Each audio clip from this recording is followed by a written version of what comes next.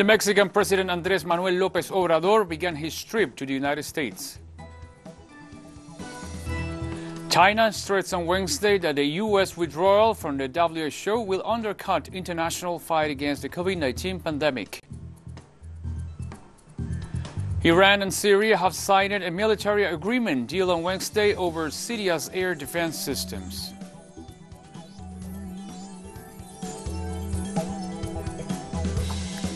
From the headquarters of Telesur English in Havana, Cuba, this is From the South. I'm Ernesto Dominguez. The Mexican President Andrés Manuel López Obrador began his trip to the United States, his first foreign trip as a president, with visits Wednesday to the Lincoln Memorial and the statue of Benito Juárez, a former president and national hero in Mexico. During the president's visit to these historical sites, a group of citizens showed their support to the Mexican head of state. López Obrador is scheduled to meet in the afternoon with the U.S. counterpart Donald Trump, and after the meeting, they will sign a joint statement. President López Obrador is visiting this North American country after the coming into force of the new free trade agreement between the U.S., Mexico, and Canada, also known as USMCA.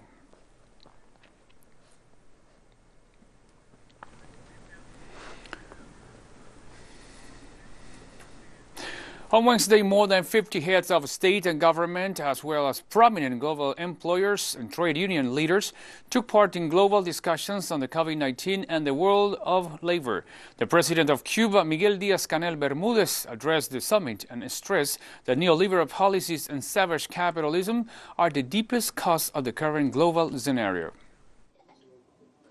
We must remember that these devastating impacts are not just going to be because of the virus. Years of neoliberalist capitalist policy have led their consequences on the market. These are the deepest causes of the problems we face today. According to the experts, thousands of jobs have been lost and are threatened.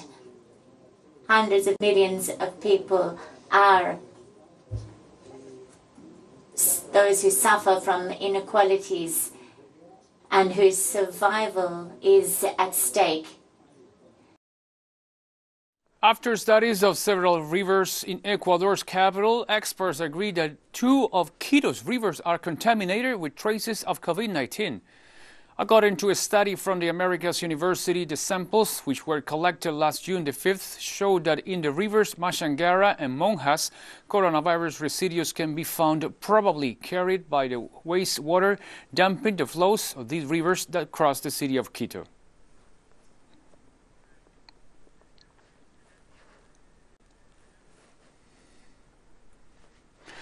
Colombia will extend its lockdown measures to fight the spread of the coronavirus pandemic until August the 1st, though the country has already shorter easing some aspects of the quarantine at a time when COVID-19 cases and deaths are increasing.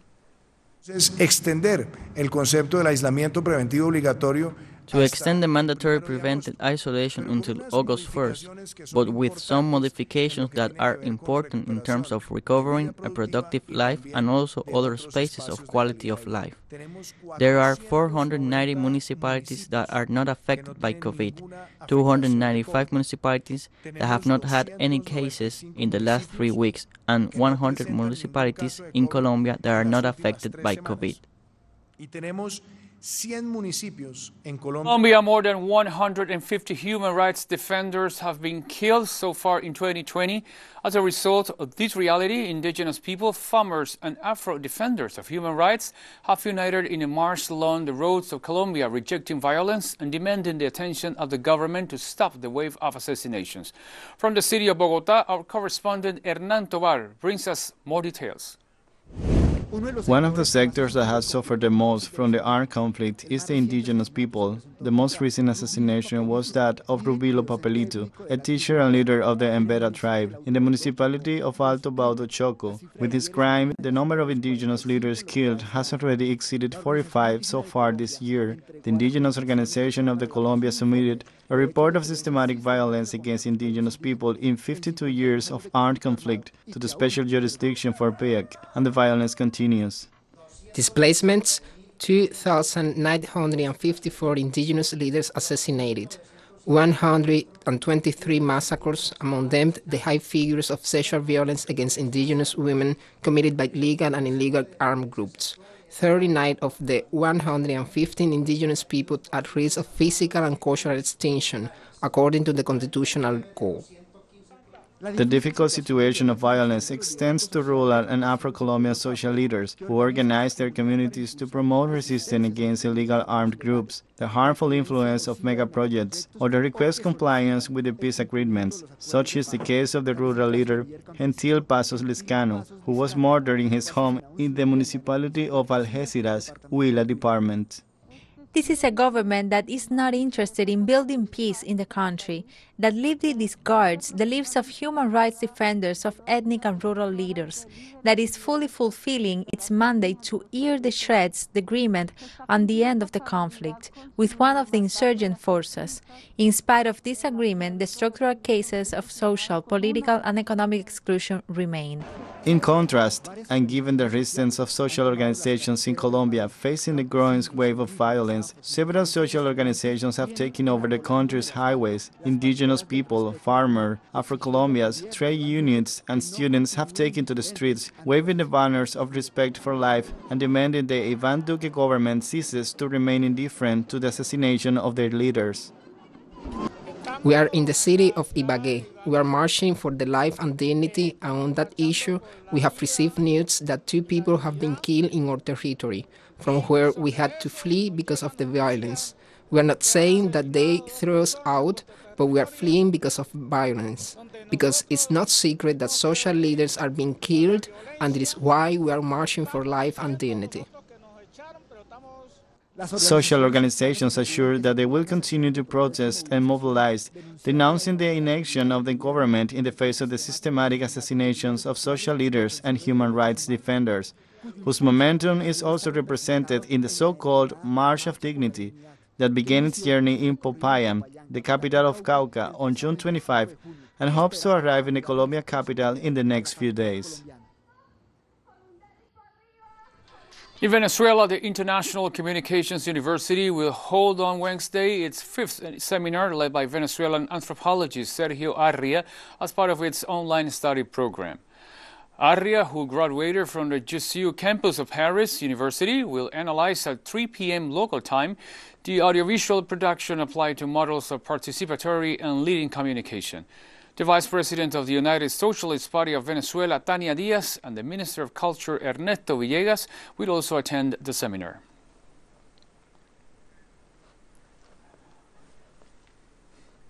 The Minister of Tourism of Antigua and Barbuda, Charles Max Fernandez, said on Tuesday that the tourism industry is set to receive a major boost as air travel begins to pick up pace with the opening of the airports.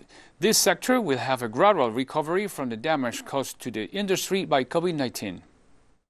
We are working with the local hotel association to see how we can reintroduce the CARICOM rate to again encourage people within the region to come into the hotels.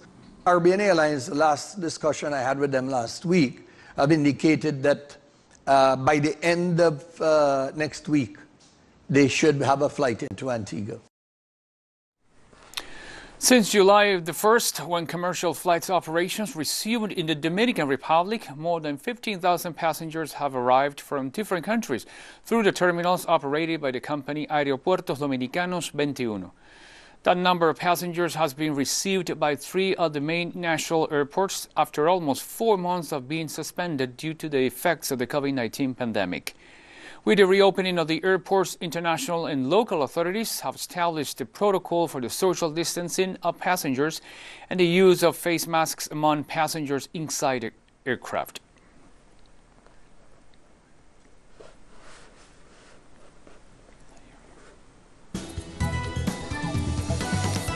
We're taking a very short break now, so don't.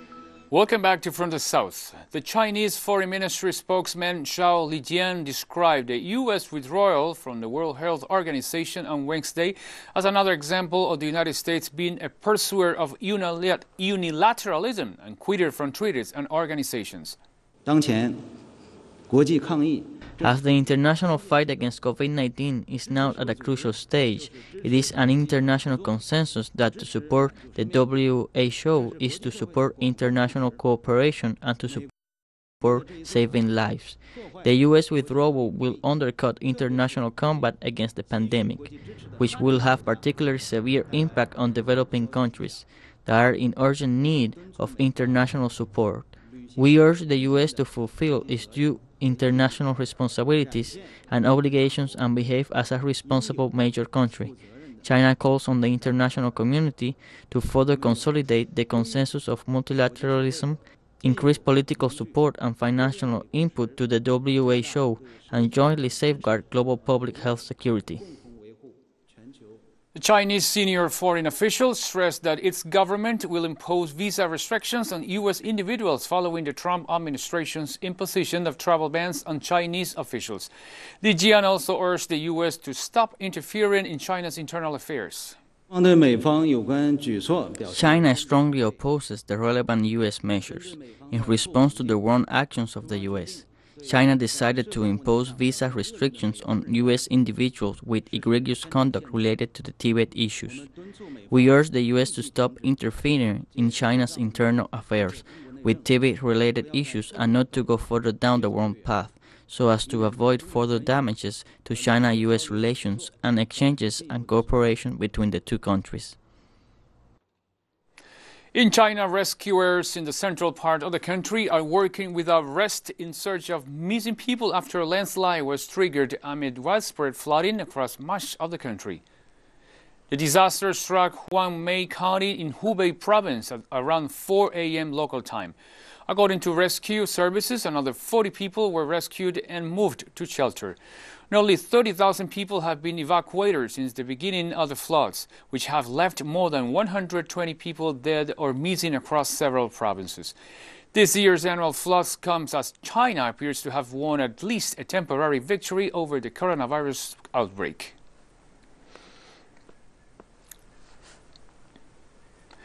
In China, the college entrance exam, or W.H.O, is proceeding normally on Wednesday in Zhejiang County, East China's Anhui province, after severe flood-trapped examinees and delayed two tests scheduled for Tuesday. On the first day of W.H.O, river overflowed its banks and flooded downtown streets, and most of the examinees were unable to reach their schools. To make the exams to proceed smoothly, local public security department launched emergency traffic routes while building pontoon bridges overnight at the low-lying areas near the exam sites. The W.H.O, the country's notoriously tough national standardized test, is known as one of the hardest exams of the world.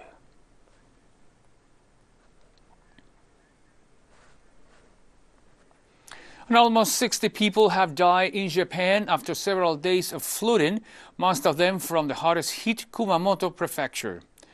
Heavy rain in Japan's central Gifu Prefecture swelled on Wednesday rivers and triggered mudslides, destroying houses and roads. 58 people have died and more than 3.6 million people were advised to evacuate across the country.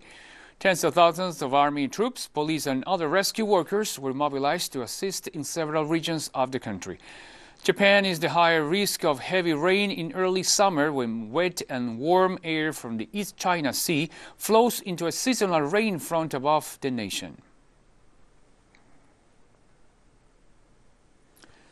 The British Prime Minister said on Wednesday he took full responsibility for deaths in care homes 2 days after he accused some homes of not properly following procedures during the COVID-19 crisis. The last thing I want to do is to blame care workers for what has happened, or for any of them to think that I was blaming them, because they worked hard, incredibly hard throughout this crisis, looking after some of the most vulnerable people in our country and doing an outstanding job. And as he knows, tragically, 257 of them have lost their lives. And when it comes to taking blame, I take full responsibility for what has happened. Ukrainian President Volodymyr Zelensky visited the war-torn Lugansk region in eastern Ukraine, where 6 people died and more than 120 houses were incinerated. Hundreds of firefighters and rescue workers rushed to deal with the forest fire that has killed 6 people. According to emergency services, firefighters initially battled back the flames, but it spread again, helped by gust and wind and soaring temperatures, and eventually raged over an area of some 80 hectares. Water-bombing planes were also sent to the scene of the blaze.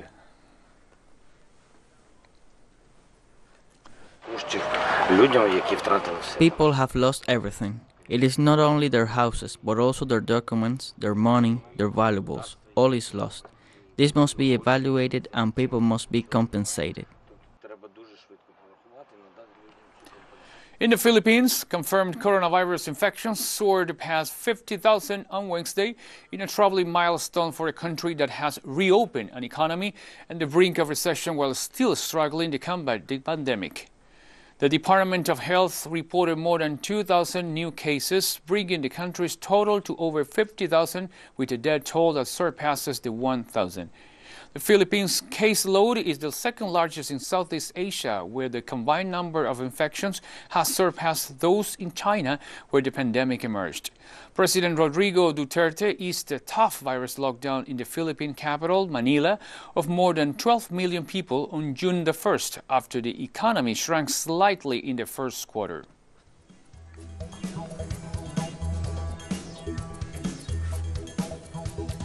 And we have more stories coming up after this.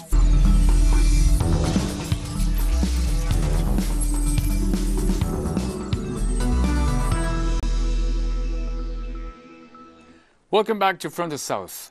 Iran and Syria have signed a military agreement deal on Wednesday over Syria's air defense systems. Iran's Armed Forces Chief of Staff Major General Mohammad Bagheri and Syria's Defense Minister Ali Ayoub signed in Damascus a military agreement deal which aims to strengthen Syria's air defense systems.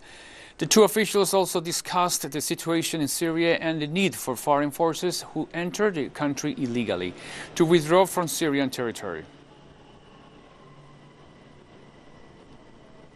A comprehensive military security agreement was signed meant to boost military and technical cooperation in different fields of the two friends and brotherly countries' armed forces, and also meant to improve coordination between the two sides to confront increasing dangers and takfiri terrorism supported by international and regional powers.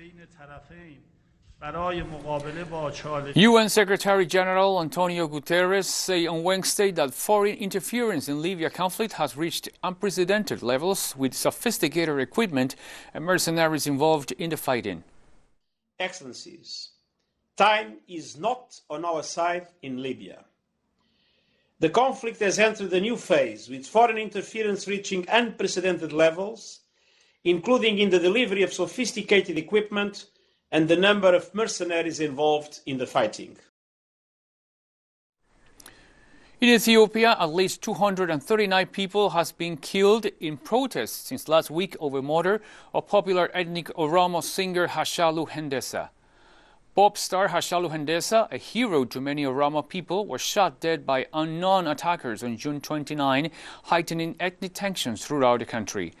Protests broke out in the capital, Addis Ababa, as well as the surrounding Oromia region, which is the homeland of the country's largest ethnic group, the Oromo, who have long felt economically and politically sidelined in the diverse nation. Police in Addis Ababa had previously reported 10 deaths in the capital. The total death toll is an increase from 166 fatalities reported last weekend.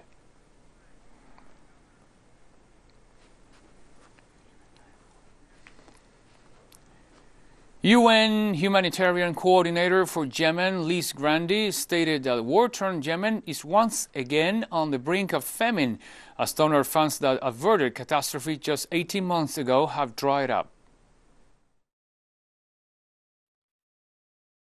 Before the funding crisis, WFP was reaching 13 million people. Now, WFP is only able to reach about 8.5 to 8.6 to 8.7 million people a month, and many of those people on half rations. 18 months ago, Yemen was facing the worst famine in memory, modern memory.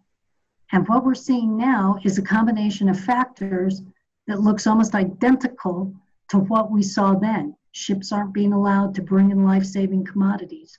The currency, the rial, is depreciating very quickly.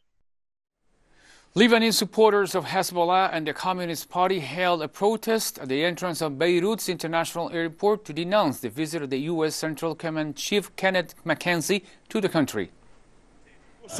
We want to say to the American that it is forbidden for him to come to Lebanon. It is forbidden to celebrate these insolent celebrations. The Americans starved us and made the people homeless, and are still besieging us and starving us, and have helped the Zionist enemy to strike us over the years. It is true that we are facing an economic blockade, but it is impossible to have a blockade against our dignity. We will always be able to have honorable positions against them, which they are not used to. And Zimbabwe's President Emmerson Mnangagwa has fired Health Minister Obadiah Moyo, who has been charged with corruption over illegally awarding a multi-million-dollar contract for medical equipment. Moyo was arrested last month following an investigation by the country's Anti-Graft Commission. The senior official has been freed on bail and is scheduled to appear in court on July 31st. If convicted, the former hospital administrator faces a fine or up to 15 years in prison. Moyo is facing charges of corruption and criminal abuse of his office over his role in a deal with the United Arab Emirates-based company to supply personal protective equipment and COVID-19 test kits. To date, Zimbabwe has registered 787 coronavirus cases and 9 related deaths.